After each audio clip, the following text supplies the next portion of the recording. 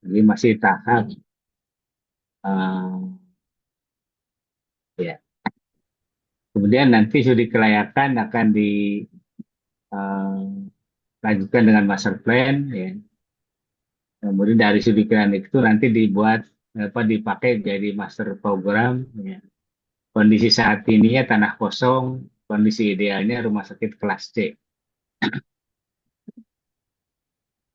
Nah, dalam persiapan itu ada data primer, data sekunder, ya.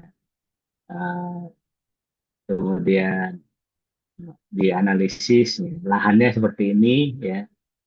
Eh, Apa namanya, lebarnya tidak begitu lebar. Kemudian bagaimana kita menganalisis 60% terbangun, 40% untuk akses. Kemudian sertifikat lahan, paling penting ya, sertifikat lahan. Sertifikat lahan harus sudah punya pemakarsa, nggak boleh punya orang lain. Kalau punya orang lain juga harus ada pernyataan mau dijual ke pemakarsa. Kemudian dari sisi regulasi, tentunya studi kelayakan ini sudah memperhatikan nanti untuk pemenuhan perizinan ya, terutama izin mendirikan dari sisi situasi.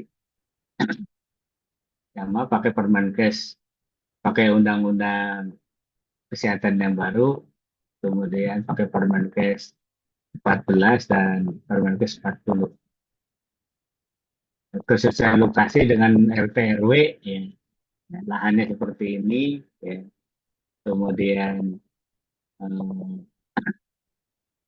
kita harus siapkan ya, sesuai dengan kebijakan perizinan. Kesehatan perizinan bersama. Kemudian, nah ini kita akan harus pilih KBLI-nya. KBLI rumah sakit swasta dengan nomor KBLI 86 103 rumah sakit. Ya. Kemudian juga dilihat uh, secara lokasi, ya. Ada di Kuala Tungkal, kemudian secara lahan juga dilihat nanti RT RW-nya, ya.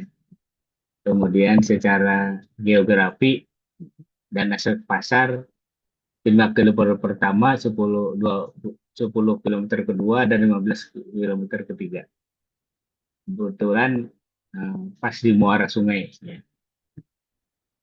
Aspek demografi ya, eh, tentunya dari BPS datanya, ya. Kemudian aspek sosial ekonomi, kemampuan daya beli masyarakat sekitar, kemudian kalau penyakit di sekitar juga, ya, yang ada cakupan, ya. Kondisinya seperti ini dibuat, ya. Kemudian sumber daya, sumber daya tentunya juga di area cakupan SDM-nya dari data Dinas Kesehatan atau data BPS, karena kalau merekrut dari luar lebih mahal, ya. Ternyata banyak sumber dayanya.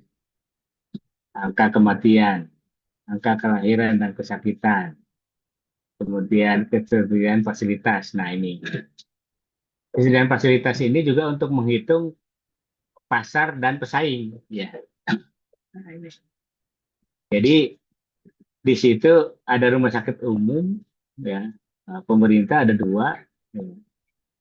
Kemudian rumah sakit khusus nggak ada, ya.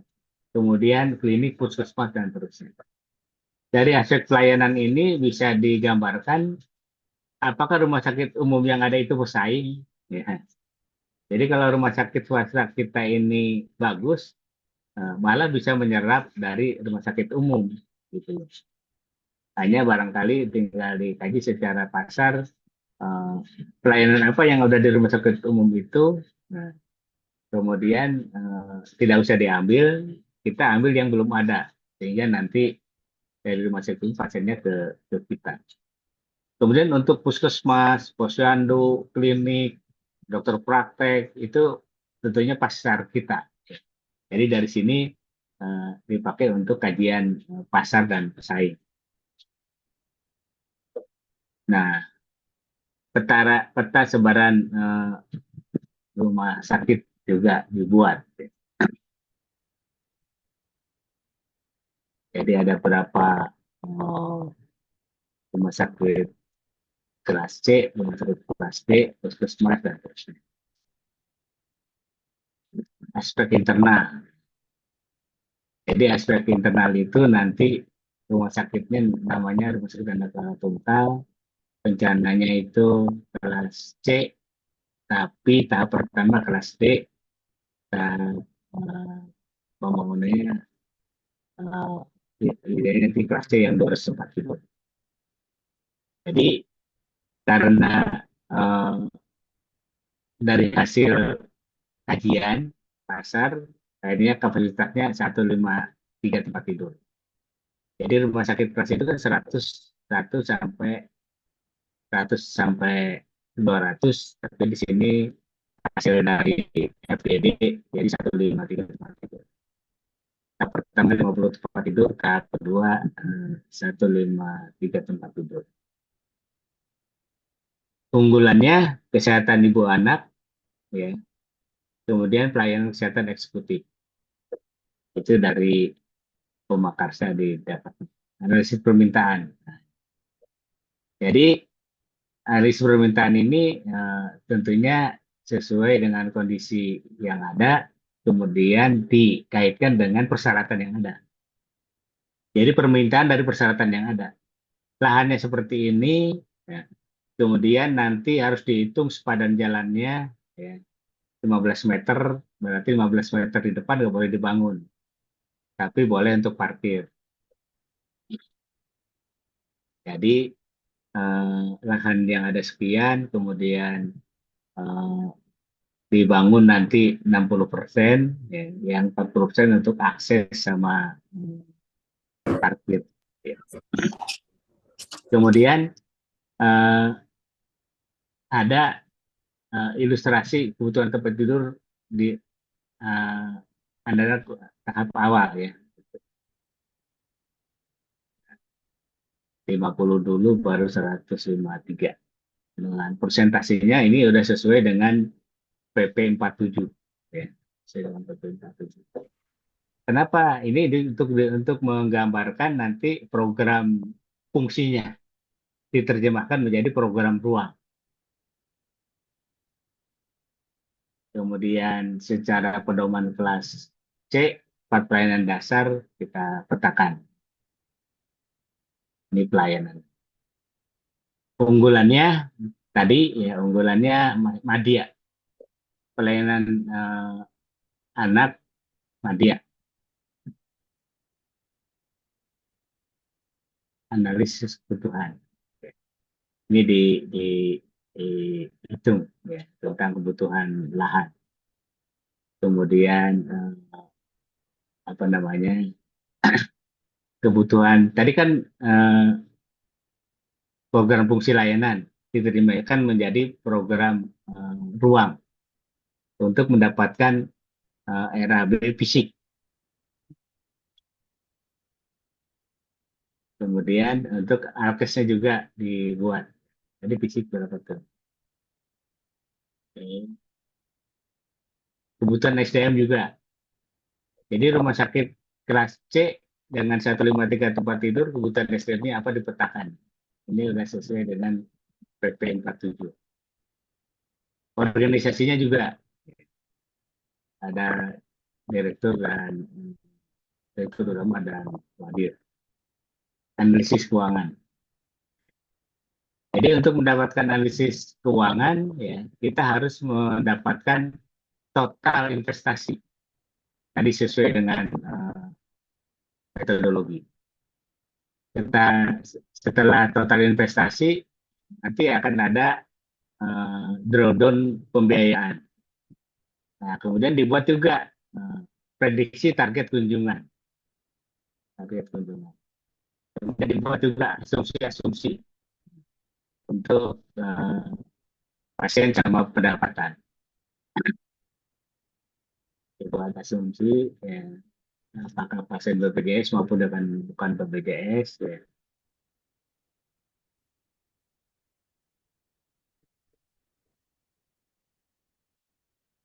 Nah, jadi ada perhitungan pendapatan dan biaya. Jadi apa namanya? Sehingga nanti ada laba kotor, pajak, laba bersih, cash flow, sehingga didapatkan kinerja keuangan.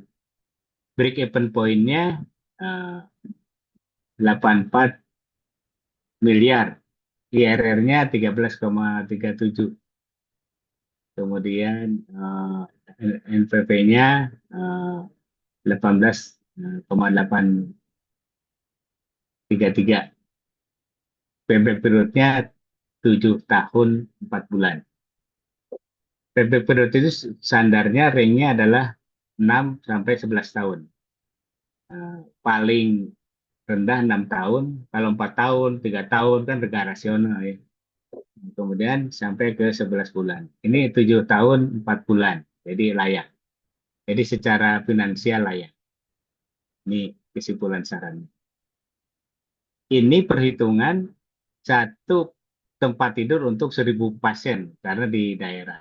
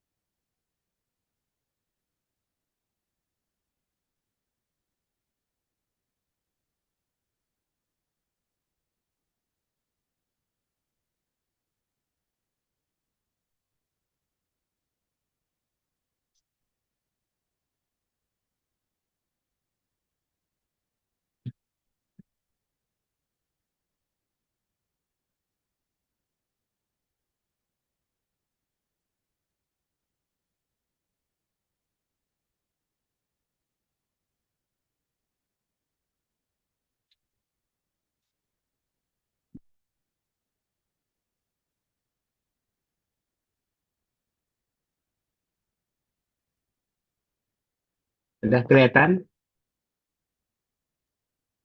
Sudah, Pak. Oke. Nah, ini baru nih masih hangat. Dr. Erni, Direktur RSUD Cabang Bungin, Angkatan 37, ya, membuat tesis studi kelayakan pengembangan RSUD Cabang Bungin dari kelas D menjadi kelas C. Pembimbingnya Pak Haji sama saya. Oh, ini udah masuk ke PT. Sama ya, latar belakangnya kalau apa namanya peningkatan kelas, ya, nanti latar belakangnya adalah rumah sakit pasiennya udah di atas 80% skornya. Kemudian eh, akreditasinya eh, paripurna. Terus izin operasionalnya masih berlaku. Yang berikutnya adalah kinerja keuangannya positif, untung. Jadi kalau kinerja keuangannya masih negatif, rugi, jangan peningkatan kelas. Kalau bornya masih 60%, eh, belum di atas 80%, jangan peningkatan kelas. Kalau akreditasinya belum paripurna juga jangan peningkatan kelas. Itu syaratnya. Kemudian sama ini regulasinya mana. Eh, jadi regulasi terbarunya itu Undang-Undang eh, RI nomor 17 tentang kesehatan, PP 47, kemudian Permenkes 14, eh, Permenkes 40. Pedoman teknis rumah sakit kelas C, pedoman penyusunan studi kelayakan, teori investasi RS atau tentang keuangan. Jadi kita harus pakai regulasi terbaru, ya, terbaru. Kemudian metodenya sesuai dengan pedoman. Ya, ini tentang studi kelayakan. Kemudian definisi operasionalnya dibuat. Kemudian metodologi penelitian, data yang diteliti apa dan terusnya. Nah ini. Jadi tadi latar belakangnya ada kesenjangan bahwa BOR di cabang Bungin udah di atas 80%, kinerja keuangannya positif, menguntungkan, akreditasinya paripurna, kemudian izin operasional masih berlaku. Boleh peningkatan kelas. Jadi nanti ada uh, instrumen untuk uh, kuantitatif dan kualitatif. Kemudian dibuat instrumennya, ya, yang kuantitatif dan kualitatif, kumpulan data, analisis data, dan terusnya. Ini sama. Nah, ini ada input proses output. Jadi eh, di sini terjadi bahwa lahan yang ada ketika dicanangkan 150 tempat tidur, ya, ternyata lahannya nggak cukup. Akhirnya maksimum 100 tempat tidur.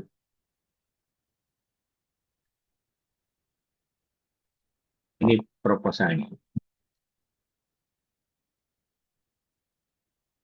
Bentar, ada laporan lanjut.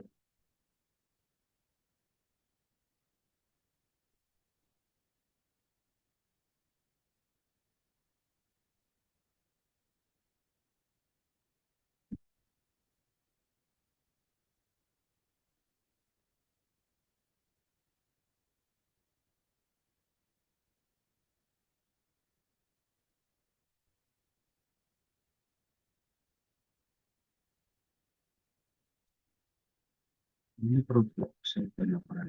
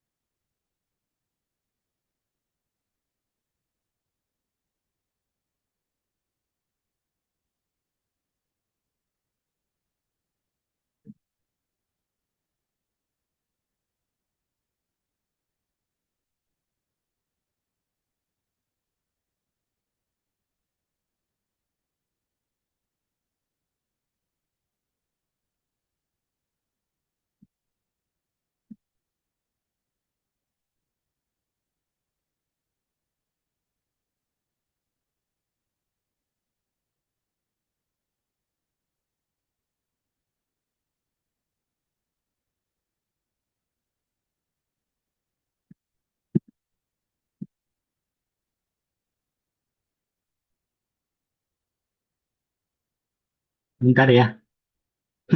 Tadi kok proposal bukan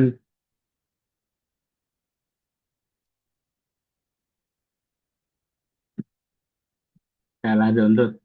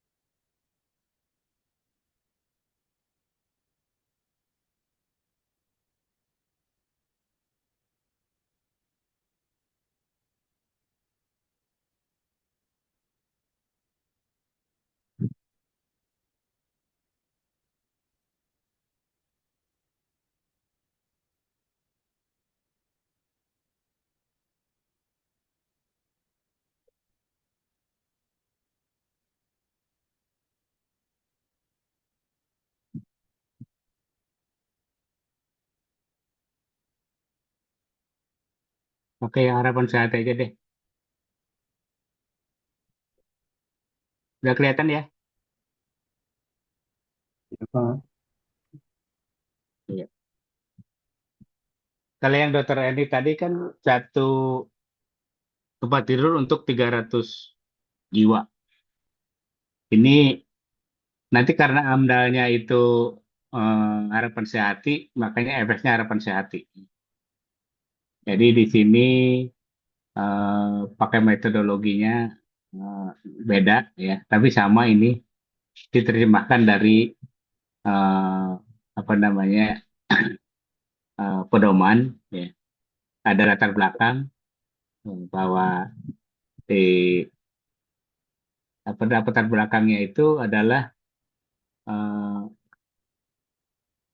ketika eh, Rumah Sakit Karya Bakti BOT dengan eh, Kota Bogor 30 tahun udah selesai. Karya baktinya membuat rumah sakit baru di Darmaga, dokter-dokternya membuat rumah sakit swasta di Harapan Sehati, ya di Tegar Beriman, namanya Harapan Sehati. Kemudian dibuat analisis SWOT-nya, kemudian ide-idenya, ya, ternyata punya lahan di Tegar Beriman dan ternyata masih dibutuhkan tempat tidur di situ. Ada aspek regulasi, aspek pasar, aspek lingkungan, ya kemudian pelayanan teknologi, ya.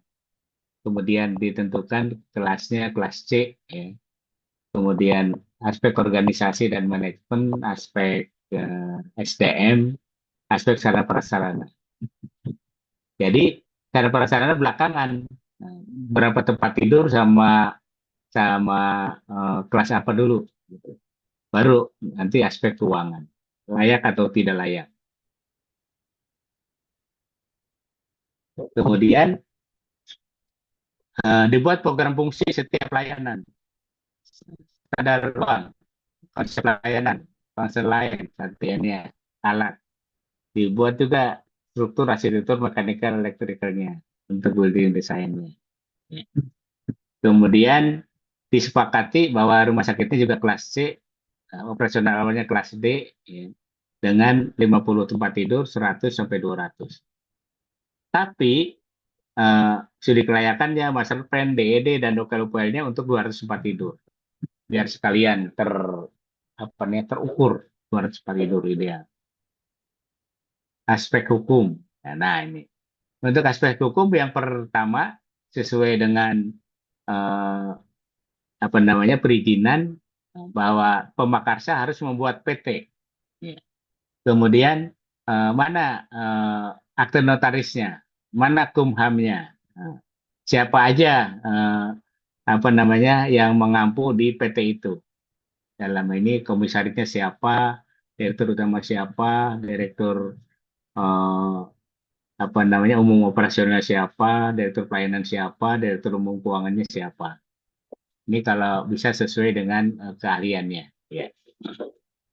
Kemudian dari aspek hukum kita harus memenuhi tadi studi kelayakan, master plan, status pemilikan lahan, kemudian rekomendasi mendirikan, eh, undang-undang undang-undang gangguan, ya, kemudian persyaratan lingkungan, limbah, luas tanah dan sertifikatnya, penamaan.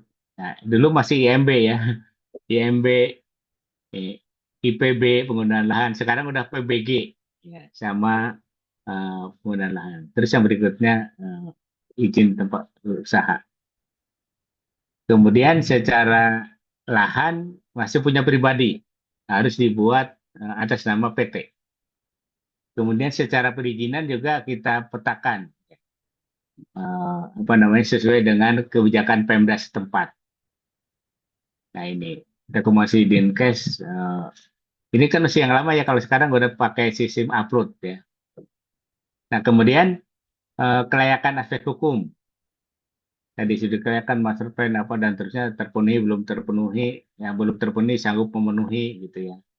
Nah, aspek pasar. Nah ini untuk aspek pasar ya nanti ada target pasar, kemudian total populasi, potensi pasar, ketersediaan pasar, dan target pasar.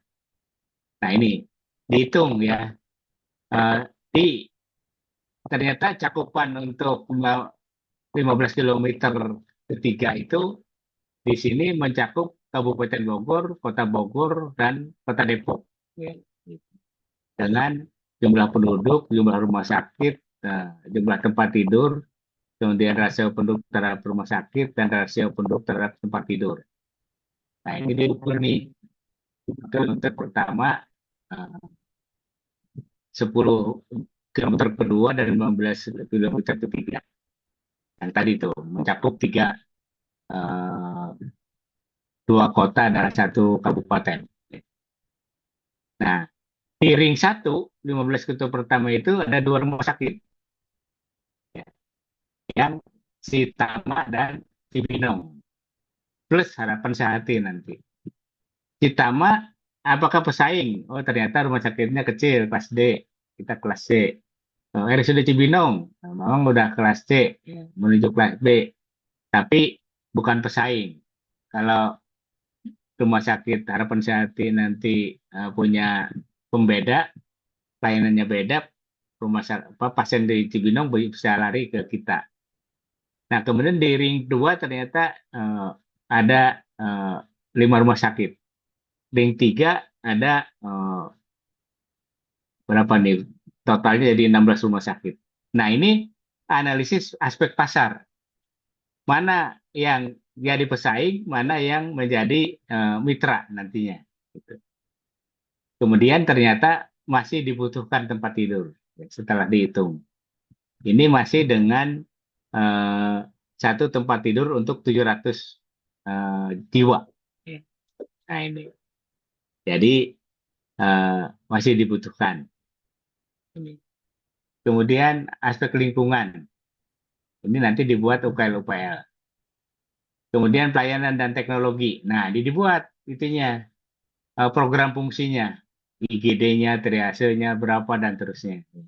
Kemudian polikliniknya karena pemakarannya dokter anestesi dan para dokter ahli, ya, jadi dokter spesialis, jadi polikliniknya yang unggul di sini, ya mungkin melebihi dari Cibinong ya, karena dokter ahlinya banyak.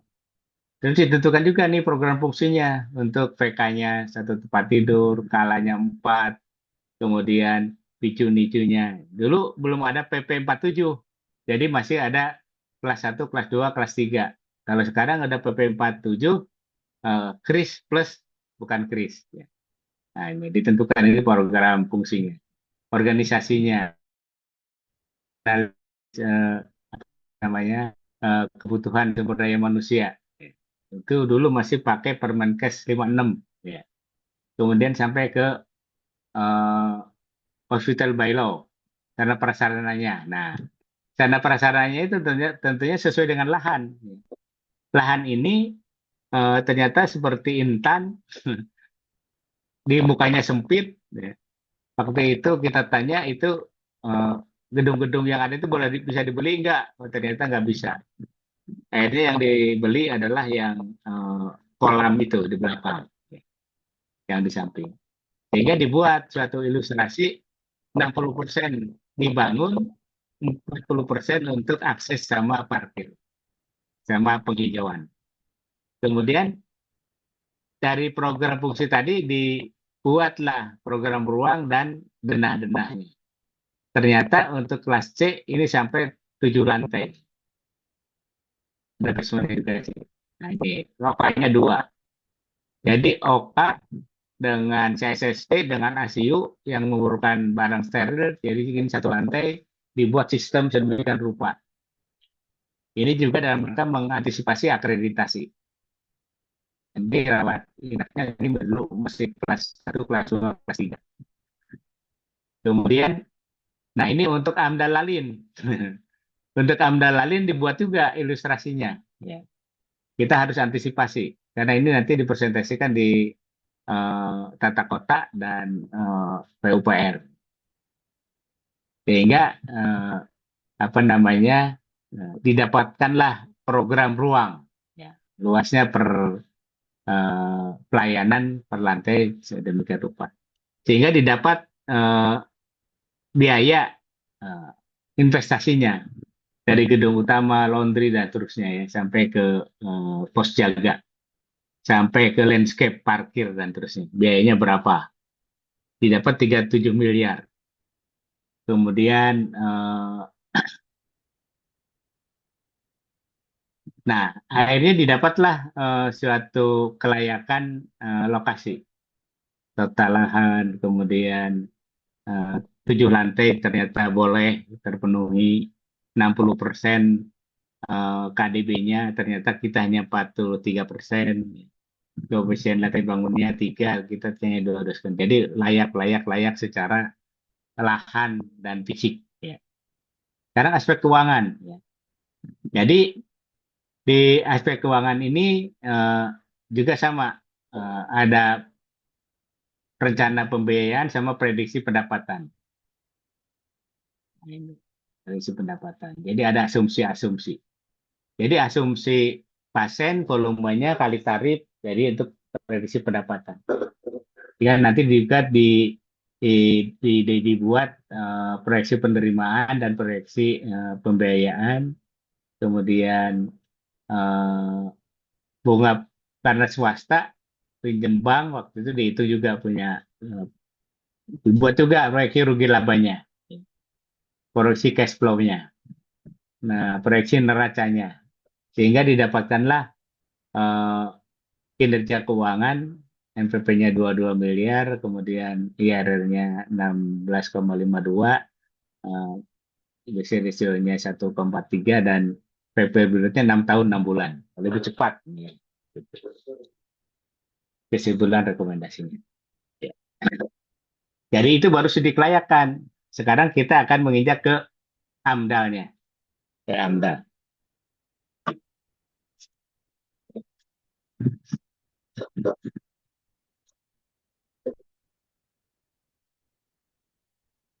Nah, sebelum ke AMDAL, ada pertanyaan untuk sidik layakan?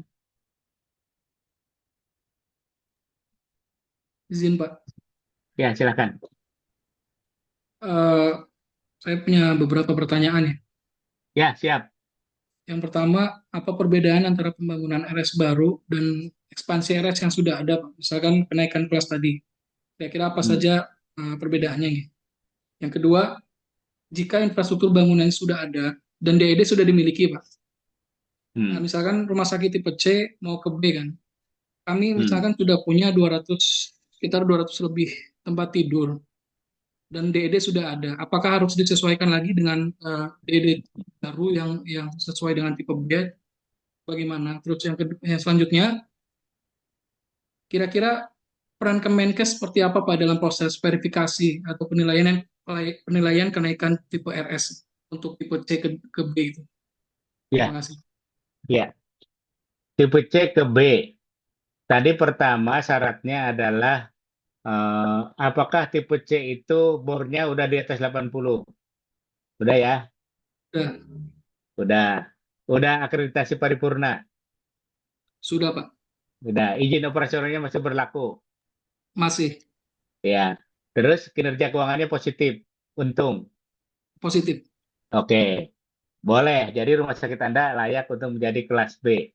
Nah, untuk menjadi kelas B itu nanti ada perbandingan cakupan layanan antara kelas C dengan kelas B. Pakai PP 47, ya kan? Kalau 4 kelas C kan 4 spesialis dasar. Kalau kelas B kan mungkin ada 7 8 spesialis dasar sesuai dengan unggulan, ya kan? Nah, terus dokter-dokter spesialis juga banyak, ya. Sehingga nanti di dicanangkan kelas C itu kan sekarang berapa tempat tidur? 195. Oke, 195 kan udah mendekati ke 200 ya, gitu.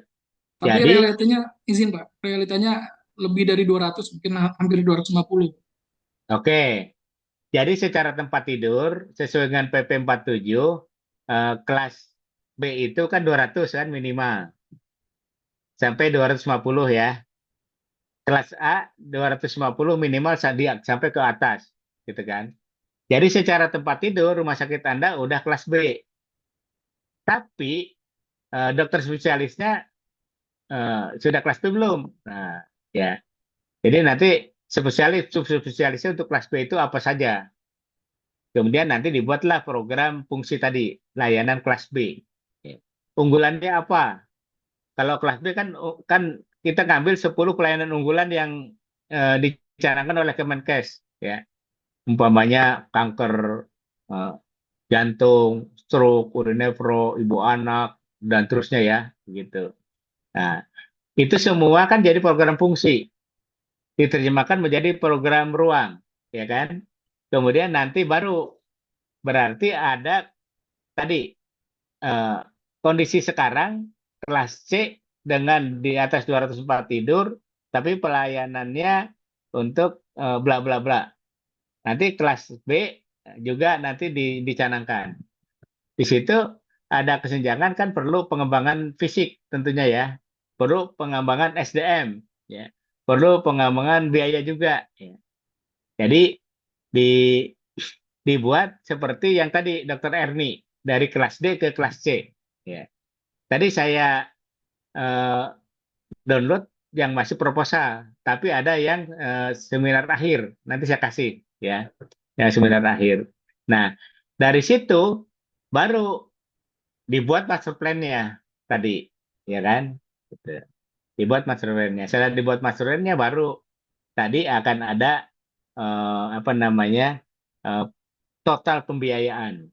Nanti ada asumsi pendapatan. Nanti dibuatlah analisis keuangan. Gitu. Sama ya. Nanti saya kasih yang dokter ini yang udah apa namanya ujian akhir, ya tesis. Sama itu nanti lengkap, termasuk master plan-nya.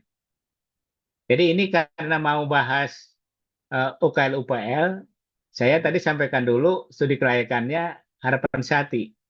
Jadi bagaimana nyusun UKL UPL? Ya. Karena di dokter ini tadi nggak ada UKL UPL-nya. Ya. Jadi ketika rumah sakit baru dibangun, kita udah punya studi kelayakan, ya. Bagaimana membuat UKL UPL-nya? Pertama tadi 101 tempat tidur. Ya. Kan tahap satunya 50. Nah, pokoknya kita UKL-UPL-nya harus 101 tempat tidur. Atau 100 tempat tidur lah waktu itu dicanangkannya.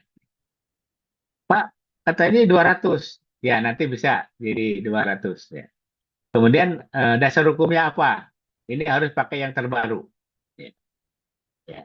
Jadi UKL-UKL ini atau AMDAL ini ya, dalam rangka kita menyiapkan diri untuk mengantisipasi ketika ada pengeluaran rumah sakit kita, kita udah mengantisipasi dampak lingkungan. Kemudian ini tujuannya, ya. Kemudian ini kegunaannya, ya. Bagi masyarakat tentunya tersosialisasi bahwa rumah sakit harapan Sehat nanti tidak mencemari lingkungan sehingga tidak ada protes dan diterima. Kemudian ada pada tahap konstruksi, ya, tahap prakonstruksi, tahap konstruksi dan tahap operasional. Ya. Jadi ini dihitung dampak-dampaknya. Kemudian lokasinya di mana? Terus kita ukur juga ini badan airnya di mana? Ternyata itu ada sungai kan di sana. Kemudian ternyata di jalan arteri Tegar Beriman, ya. Dua ke kiri, dua ke kanan. Kemudian lahannya seperti ini. Jumlah tempat tidurnya 101 tempat tidur. Kemudian, nah ini alur layanan. Alur layanan itu harus diantisipasi. Alur layanan. Dari pasien masuk sampai pasien pulang sehat atau pasien pulang meninggal. Kemudian tenaga medis, SDM yang medis, non medis dan umum, ya. Kemudian baru kita menghitung sumber airnya. Pakai sistem apa? Sistem pompa, sistem gratifikasi. Kemudian dihitung apa namanya pemakaian air di rumah sakit kita yang kelas C tadi. Ya. Kemudian dihitung juga limbahnya. Ya. limbahnya berapa. Sehingga dibuatlah sistem untuk pengolahan limbah. Mana yang ke IPAL, mana yang ke saluran apa namanya seperti air hujan, air bekal wudhu itu nggak ke IPAL langsung dibuang. Ini dibuat sistemnya. Kemudian catur daya listrik juga. Tadi kan catur daya air, catur daya listrik tidak dihitung juga. Berapa KPA dibutuhkan? 80% pakai genset dan UPS. Kemudian limbah padat, ya, medik non medik, ya, untuk pengolahan sampah. Kemudian limbah radiologi atau radiasi sesuai dengan Bapeten. Sehingga untuk pengolahan sampah, jadi kan limbah cair udah ya. Sekarang pengolahan sampah medik non medik sama radiologi kita ukur juga. Ya. Untuk limbah cair lewat IPAL. Nanti IPAL-nya bisa dihitung nih volumenya berapa. Kemudian pakai sistem apa sehingga ketika dibuang ke saluran Sungai Bambu Kuning aman. Harus ada sampai ke sana. Kemudian limbah dari laundry, dari dapur, dari laboratorium kalau perlu pakai grease trap, pakai grease trap. Ya, waktu itu di sini cukup dengan yang dari dapur karena apa namanya banyak lemak. Ya. Kalau yang lainnya masih cukup aman. Tapi kalau untuk rumah sakit besar, biasanya dari eh, laundry juga ada grease trapnya. Dari ruang OK ada grease trapnya dan terusnya. Kemudian pengolahan linen juga. Jadi pengolahan limbah cair, pengolahan sampah, medik non medik, pengolahan linen dan pengolahan gizi. Ini masuk ke dalam kajian UKL UPL. Nah, terus apa namanya rona lingkungan juga diukur. Kemudian air permukaan. Nah, jadi yang penting di sini adalah sumber dampak, komponen lingkungan yang terkena dampak, jenis dan ukuran dampak, serta sifat terukur dampak. Ini harus diukur. Pra operasional, operasional, pra konstruksi, konstruksi dan operasional.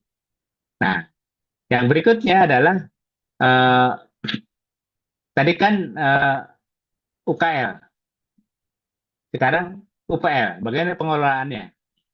Jadi sumber dampak, jenis dampak, cara pengolahan dampak, lokasi pengolahan dampak, pelaksananya siapa, pengawasnya siapa.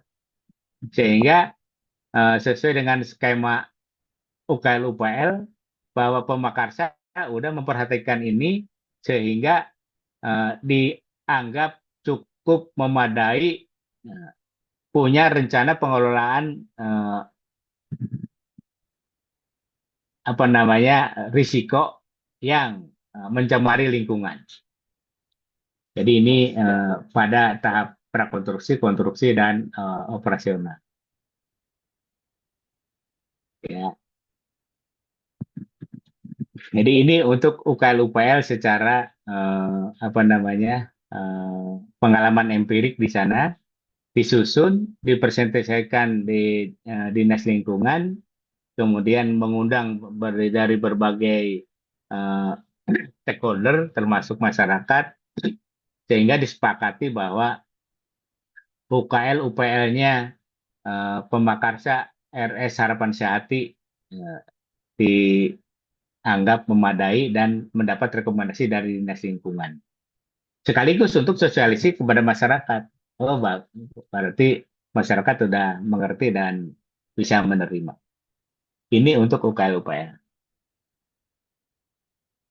Ada pertanyaan di sini?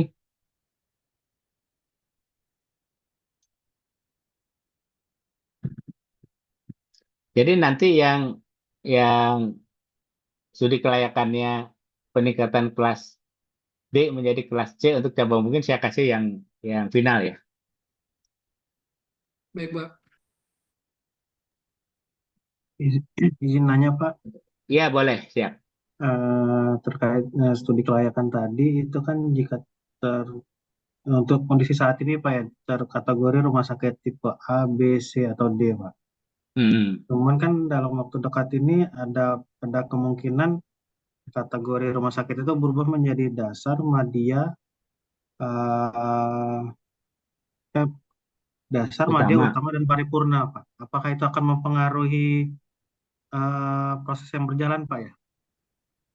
Oke. Sekarang kalau gitu, sebentar ya. Ada nih jawabannya.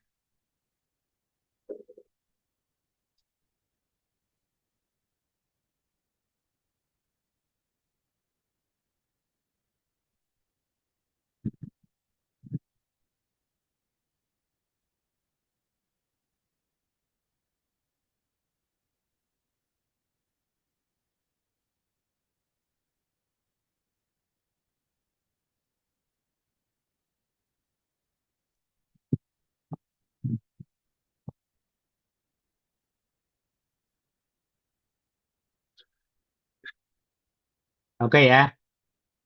Jadi ini eh, sekaligus dengan master plan ya. Jawabannya di master plan. Nah, ini udah kelihatan kan? Kelihatan Pak. Oke. Jadi ini rumah sakit Sudono mereview master plan-nya. Ya. Karena oleh Pemda Provinsi Jawa Timur diminta untuk meningkat menjadi kelas B menjadi kelas A ya, dengan 10 pelayanan unggulan utama ya, utama. Terus studi kelayakannya mana Pak? Studi kelayakannya ada. Studi kelayakan untuk jadi kelas B dengan pelayanan unggulan 10 itu Madya meningkat menjadi kelas A, pelayanan unggulan utamanya itu eh, utama ya. Pelayanan unggulannya utama yang 10 ya. Ini diklik. Ya ini sama nih sekaligus dengan master plan ya latar belakangnya. Nah ini. Jadi latar belakangnya Pak, tentunya kebijakan terbaru ya. Gitu. Tujuannya adalah eh, mau menyusun review master plan, regulasi yang dipakai yang terbaru. Ya. Kemudian eh, apa namanya? Nah ini kita mereview master plan. Ya. Sekaligus tadi menjawab pertanyaan peningkatan rumah sakit kelas B menjadi kelas A dengan 10 pelayanan unggulan madya menjadi utama. Jawabannya adalah eh, sesuai dengan PP 47 ya. Kelas rumah sakit itu disederhanakan. Kelas D 50 sampai 100, ya. Kelas C 100 sampai 200, ya. Kemudian kelas B 200 sampai 250, kelas A di atas 250. Jadi kalau tempat tidurnya ada seperti itu, udah dikatakan sesuai kelasnya, sesuai tempat tidur. Tapi pelayanannya itu dari Kemenkes diminta untuk membuat rujukan berjenjang. Yang tadi, yang dasar, madya, eh, utama, paripurna, dan nasional. Ya, nah, nasional. Jadi ini apa namanya? Ya, jadi kita buat nih RSUD Sudono yang kondisinya kelas B, kemudian strata 10 pelayanan unggulannya itu madya. Kemudian akan ditingkatkan menjadi kelas A dengan 10 pelayanan unggulan itu utama. Ya, utama. gitu ya. Jadi studi kelayakannya ada, tapi lebih apa namanya, tepat lagi studi kelayakan rumah sakit yang operasional itu adalah master plan. Apa master plan? Rencana bisnis 5 tahunan. Ya. Kemudian rencana bisnis anggaran, kondisi keuangan dan terusnya. Nah, tentunya program fungsinya kita buat juga untuk rumah sakit kelas B dengan 10 unggulan madya untuk menjadi kelas A dengan 10 pelayanan unggulan utama itu dibuat kesenjangan pelayanannya apa, kesenjangan SDM-nya apa, kesenjangan butuh tempat tidurnya apa. Nah, tentunya nanti akan dibuatlah jangka pendek, jangka menengah, dan jangka panjangnya.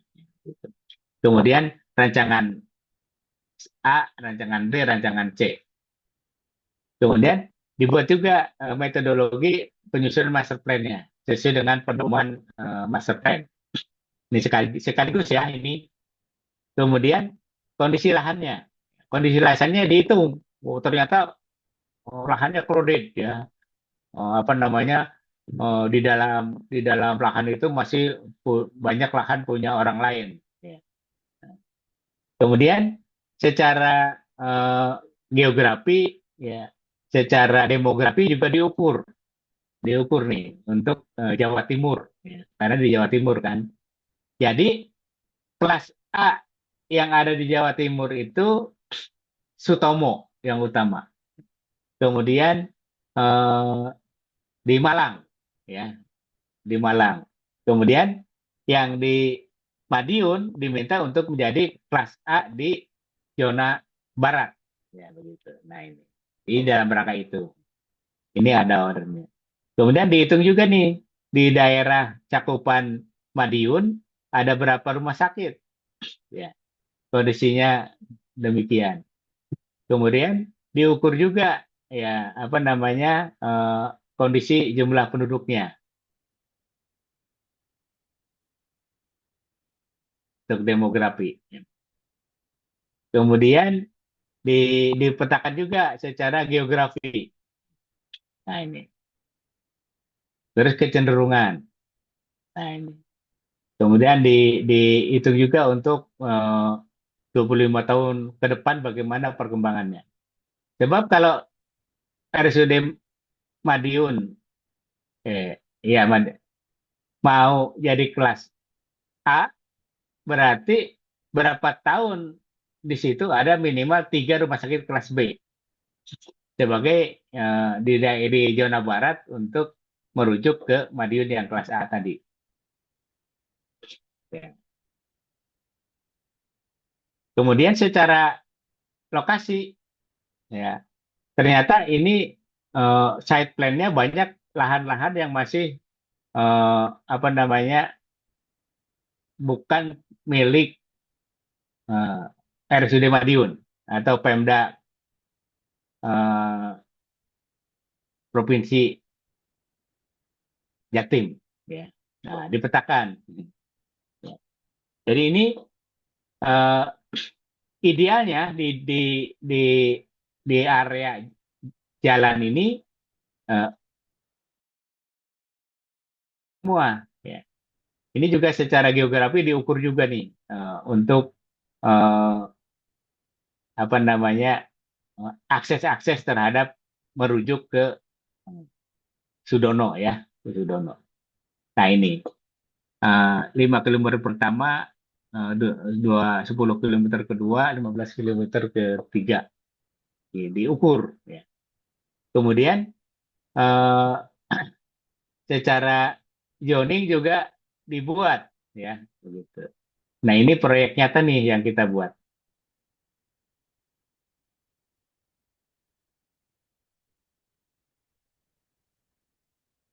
Ini kondisinya seperti ini.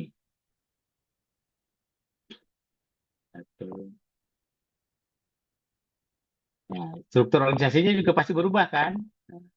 Struktur organisasi rumah sakit kelas B menjadi kelas A. Kemudian nanti pelayanan unggulannya yang 10 itu dari madya menjadi utama. Gitu. Dibuat.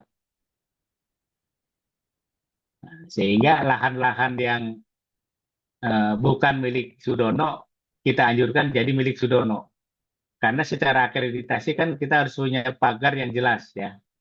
Pagar yang jelas untuk keamanan di rumah sakit dalam rangka code black, code pink, dan terusnya. Gitu ya. Kemudian pertanyaan juga, kalau RS kelas B demikian, jadi kelas A demikian. Sehingga kelas B dengan 10 unggulan strata media menjadi kelas A dengan 10 unggulan strata utama ya, untuk Sudono. Dipetakan juga. Nah, dihitung sekian tahun ke depan bagaimana nanti perkembangan penduduknya. Kapan apa namanya? Bagaimana tahapannya? Jadi dibuat. Kemudian dibuat juga peta pelayanannya tadi. Nah, sesuai dengan jawaban pertanyaan tadi, ya, sesuai dengan pertanyaan tadi, jawabannya adalah pasti berubah. Ya. Eh, ada dua nih bebannya, beban kelas A, kelas B, yang spesialis, subspesialis, subspesialis, dan beban unggulan. Ya, beban unggulan. Di unggulan itu kan juga pelayanannya apa? Nah, kemudian dokternya mana? Kemudian gedungnya mana? Kemudian eh, apa namanya, SDM lainnya mana? Gitu. Ini di Permenkes tentang apa namanya, pelayanan unggulan kanker jantung, stroke uterine dan yang lainnya yang 10 itu ada skemanya. Ya. Kemudian ada skema juga di satu provinsi mana yang utama, mana yang madya, mana yang dasar, gitu ya. Nah, seperti Sutomo kan udah eh, apa namanya, paripurna ya, paripurna. Jadi Sudono itu kelas A tapi masih utama. Yang paripurnanya nanti ke Sutomo.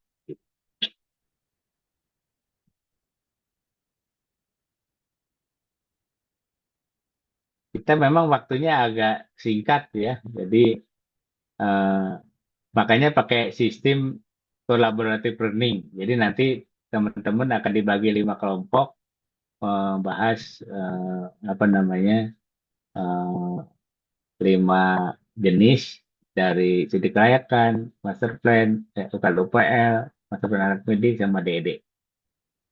Dan sasarannya sebagai direktur dan PPK atau direksi bisa menyusun ke angka dan bisa mempresentasikannya. Nah, ini konsep-konsep untuk master plan, apakah itu green building atau green hospital, kemudian sekarang malah smart hospital, ini di eh, apa namanya, di dianjurkan untuk sesuai dengan standar ini.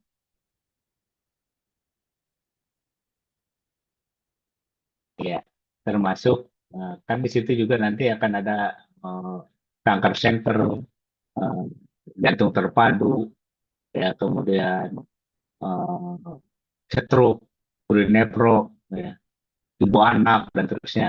Karena 10 pelayanan unggulan ada di situ.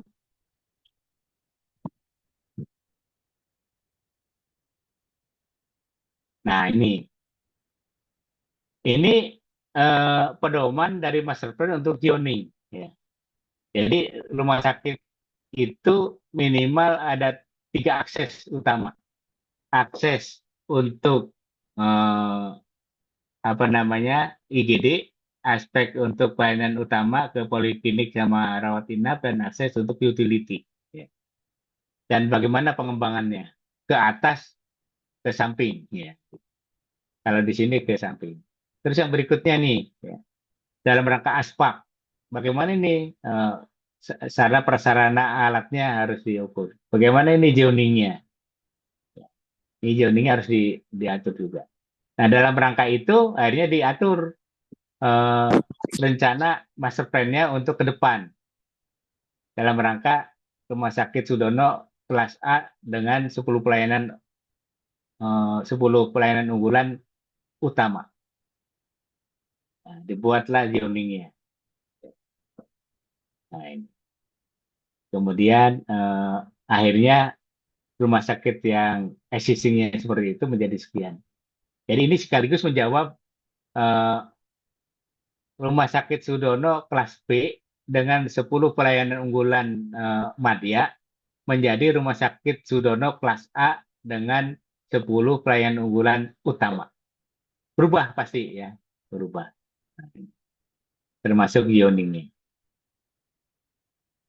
Ya, ini kita memang anjurkan lahan ini punya Sudono semua, sehingga pagarnya, aksesnya, kemudian pintu-pintunya eh, bisa di manage sedemikian rupa dalam rangka code black, code pink, pasang CCTV dan terusnya. Waktu itu Pemda juga setuju. Jadi kita akan cicil dibeli semua satu persatu sesuai tahapannya. Jadi one block area agar kaidah akreditasi juga terpenuhi. Kalau dengan kondisi existing rawan itu, ya begitu.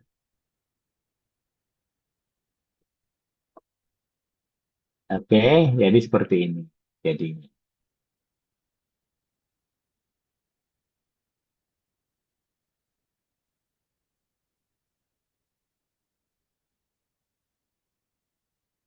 ya, jadi kondisi yang apa namanya eh, tahapannya, umpamanya kemarin itu eh, kanker center dulu, baru jantung terpadu, baru ibu anak dan terusnya.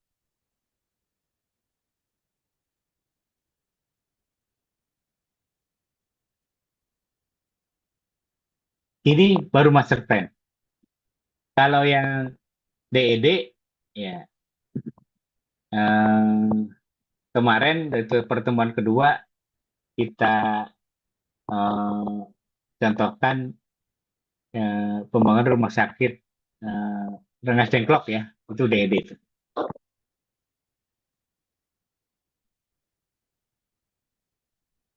Ada pertanyaan di sini? Mudah-mudahan bisa menggambarkan eh, apa namanya eh, apa itu studi kelayakan, apa itu AMDAL PPL, apa itu master plan fisik, master plan pendidik sama DED.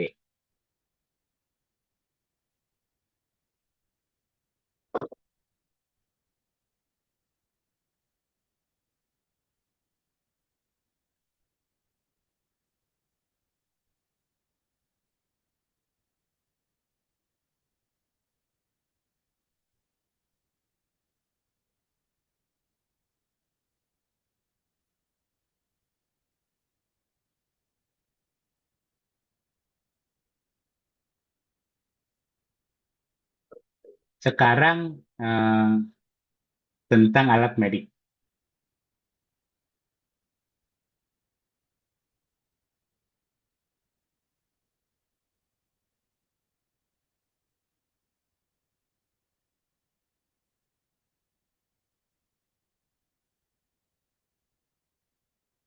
Udah kelihatan ya.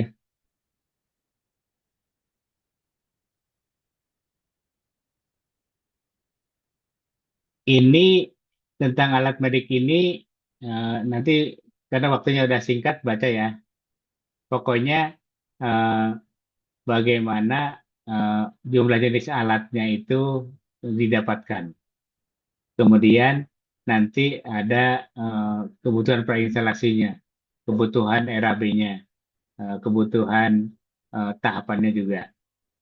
Kemudian per lantai, per pelayanan, per lantai, per ruang, ya, yang dibuat susun apa alatnya. Nah ini, jadi buatnya pelayanan IGD, ya. Kemudian ini pelayanan bedah ya, alurnya bagaimana. Kemudian alur layanannya bagaimana tadi, ya. Kemudian ada OK-nya yang 6 kali 6, ya. Ada yang 7 kali 7, ada 10 kali 10.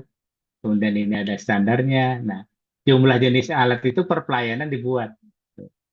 Kemudian harganya dari LKPP, ya. Sehingga didapatkanlah RAB.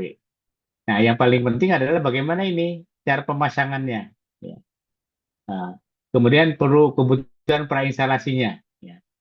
Kemudian ini contohnya nih, ruang ICU. Ya. Ruang ICU itu sesuai dengan standar, eh, pasien masuk dengan pasien keluar harus beda pintunya. Ya. Ini kebetulan pakai pendan, ya. Pakai pendan. Jadi ini ada ICU, PICU, NICU dibuat joining sedemikian rupa. Demikian pula ini untuk ruang CSSD, ya, ruang CSSD. Kebutuhan catu dayanya apa dan terusnya. Jadi inilah master plan alat medik.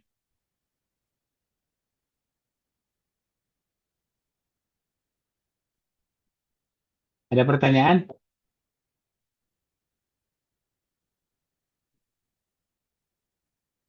Nah, sekarang ke tugas, ya. Jadi ini materinya ada semua, silahkan dibaca, ya. Kemudian dalam rangka collaborative learning, ya, mana ini tugas kakak, ya kan. Ini kelas D, ya. Kelas D ada Permenkes 54 tahun 2015 tentang pedoman pengelolaan alat medik. Ada DED Provinsi Sumbar, ya, RSUD Provinsi Sumbar. Ada UKL-UPL RSUD Badu Dongkal. Ada review master plan Rumah Sakit Wongso. Kemudian ada studi kelayakan eh,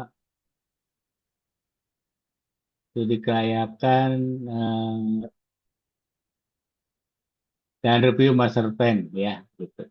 Nah, silahkan eh, satu kelas dibagi 5 kelompok. Per kelompok silahkan jangan rebutan di dibagi tugasnya, ya. Kemudian instruksi tugasnya. Maaf, Pak Suparjo, untuk instruksi tugasnya Pak, tadi Pak Suparjo share di share screen Pak ya? Ya, ya, sebentar. Mana nih?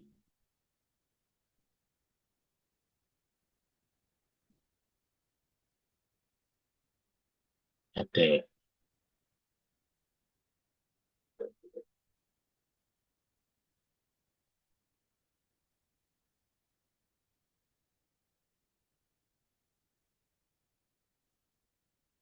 Oke, ya.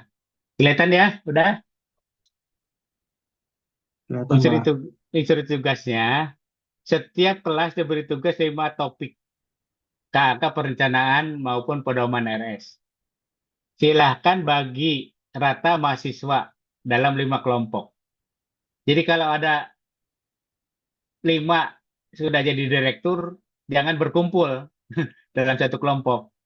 Jadi dibagi ke dalam 5.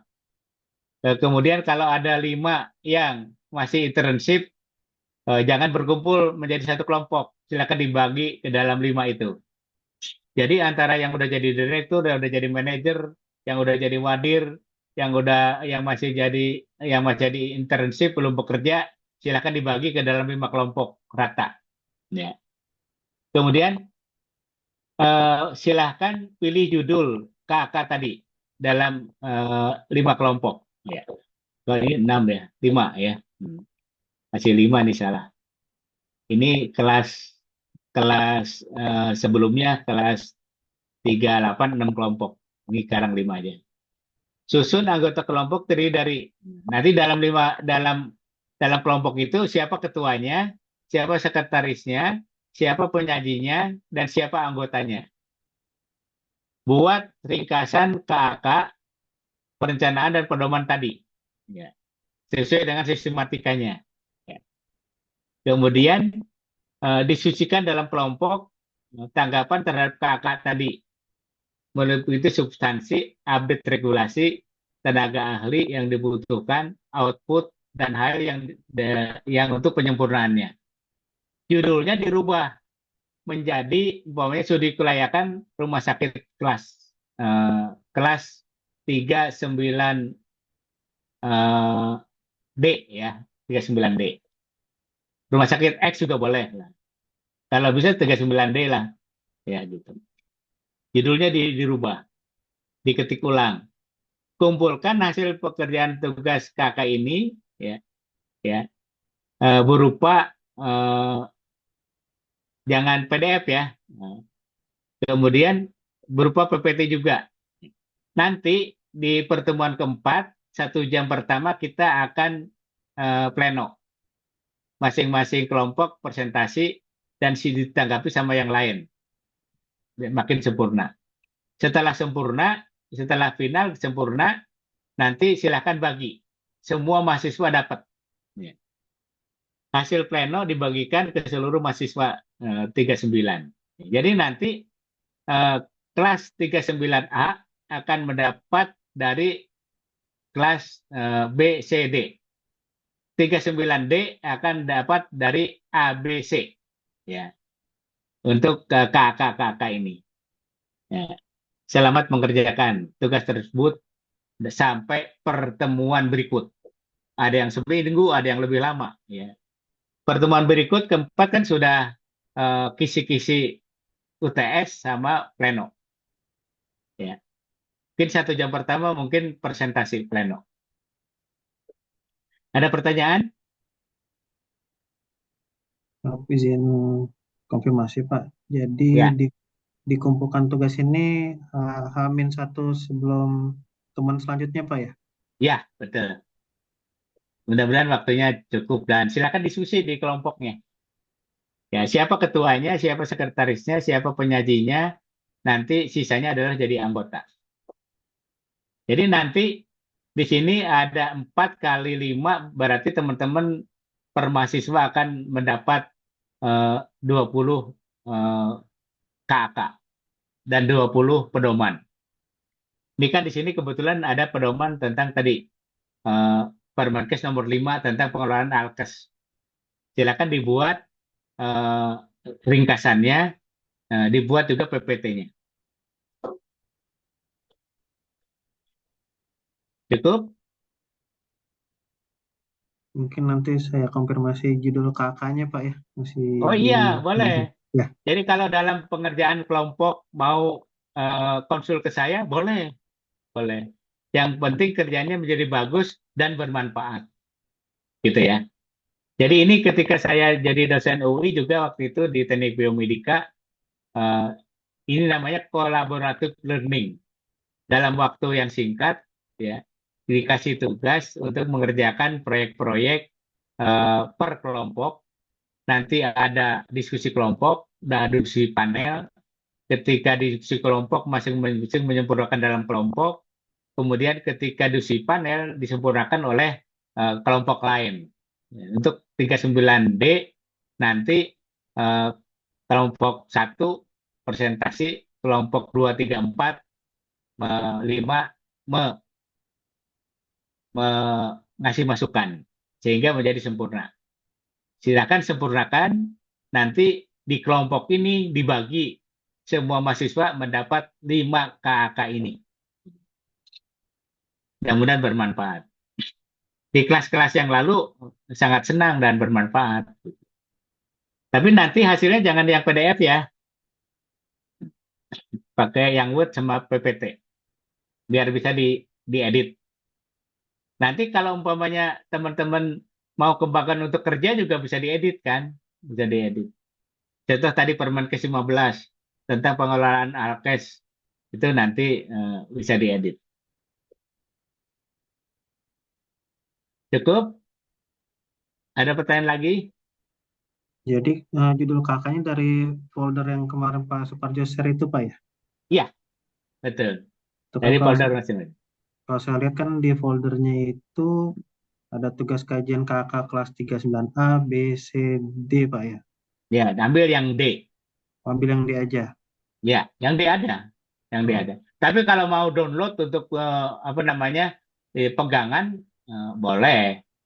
Kan itu kakak baku ya. Nanti hasilnya dalam tugas ini apa juga nanti dipunyai. Nah, kalau mau download semua boleh, tapi yang dikerjakan adalah yang 39D. jadi mengkaji judul KK itu, Pak ya. Ya, Ya. jadi mengkaji judul kakak itu dirubah judulnya menjadi rumah sakit apa namanya? Pokoknya studi kelayakan rumah sakit 39D Master Plan eh, rumah sakit 39D tadi eh, apa namanya? eh, Permenkes nomor 5 ya, 15 ya, tentang pengelolaan eh, alat kesehatan eh, rumah sakit 39D sesuai dengan Permenkes nomor 15 tahun 2000 berapa tuh, lupa. Oke ya, mudah-mudahan bermanfaat.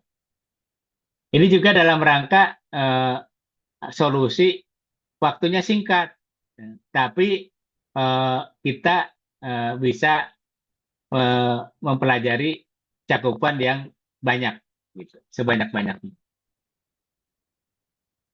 Nanti untuk master plan yang tadi, yang Sudono udah ada ya. Nanti yang eh, workshop tentang master plan saya tambahkan nanti sebagai bonus. Di dalam pelaksanaan pekerjaan ini, kalau di kelompok salah satu kelompok pengen konsul juga boleh. Silakan aja hubungi saya, Japri. Nanya lagi, Pak. Jadi untuk kalau melihat kalender akademik ini kan pertemuan 78 atau pertemuan selanjutnya itu Tanggal eh, berapa? tanggal 3, D. Pak. 3 Juni, Ya, Pak. 3 Nah, Juni, ya betul.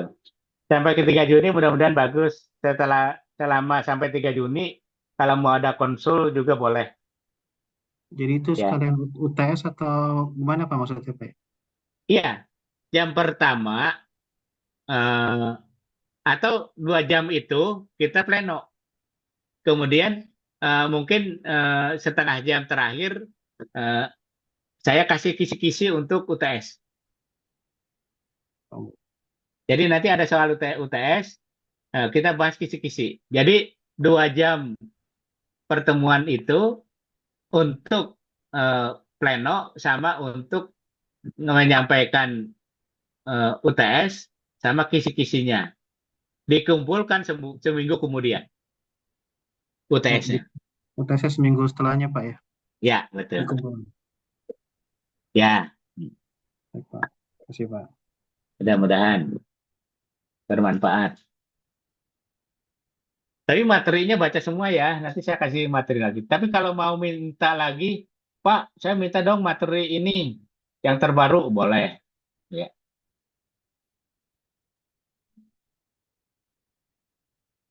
Boleh dibaca di CV saya ngerjain proyek apa. Pak, saya minta dong ke AK ini, boleh. Hmm. Tapi jangan genebeng ya. Genebeng rahasia.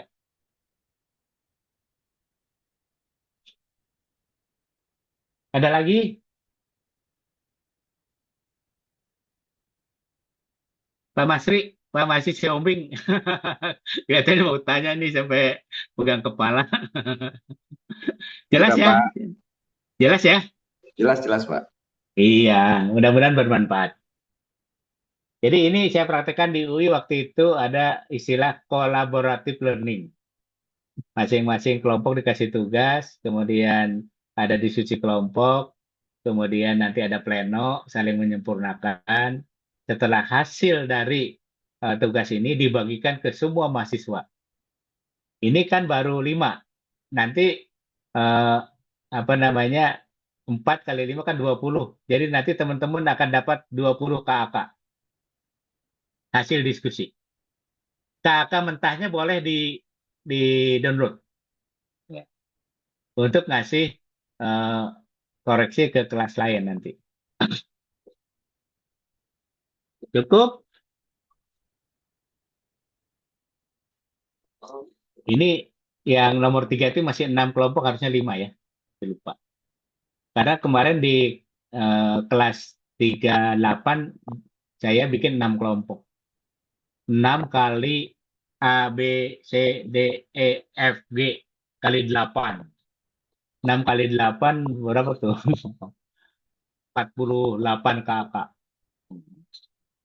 Kalau teman-teman ini 20 kakak. Jadi sasarannya adalah teman-teman setelah lulus dari Mars, kemudian jadi direktur atau PPK, bisa menyusun KAK dengan baik. Bisa mendapatkan konsultan dengan baik. Bisa mendapatkan kontraktor dengan baik. Bisa mendapatkan MK dengan baik. Karena ada KAK MK juga.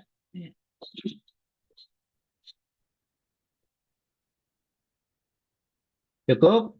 Jelas? Ya Pak, nanti sambil ini ditanya-tanya lagi Pak. Ya, boleh. Karena ini ada yang dari Indonesia bagian timur ya. Kalau ada kan udah malam tuh, jam 10. Ya, kalau cukup, mohon maaf kekurangan dari saya. Ya, mudah-mudahan bermanfaat. Ya. Mari kita foto absen. Ya, Pak, izin SS dulu. Ya,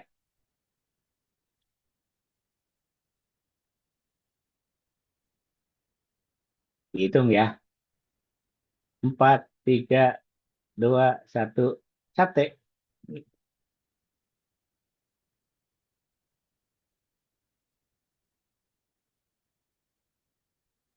Satu lagi.